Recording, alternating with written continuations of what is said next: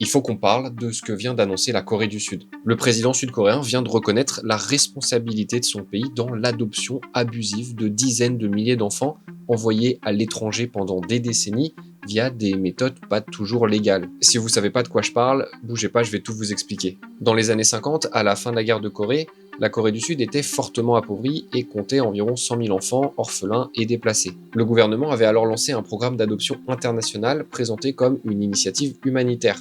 Mais derrière cette vitrine humaine, il y avait uniquement des agences d'adoption privées qui se développent et envoient de plus en plus d'enfants à l'étranger en utilisant au passage des pratiques douteuses, voire illégales. On parle de kidnapping, de falsification de documents, de pots de vin et même de mensonges aux parents biologiques pour faire disparaître leurs enfants. Il y avait des méthodes lunaires. Par exemple, si un enfant mourait, il était remplacé par un autre pour permettre aux agences d'éviter de rembourser les frais d'adoption. Au total, entre 1955 et 1999, plus de 140 000 enfants sud-coréens ont été adoptés dans au moins 14 pays. Puis, des décennies plus tard, plusieurs centaines d'enfants adoptés ont voulu connaître la vérité. Certains ont retrouvé leurs parents biologiques, ont fait des tests ADN et ont découvert que leurs vrais parents n'étaient pas leurs vrais parents. Pour faire la lumière sur tout ça, une pétition a été déposée en 2022 auprès du gouvernement sud-coréen. Elle a mené à la création d'une commission vérité et réconciliation qui a reconnu coupable le gouvernement d'avoir facilité ces adoptions.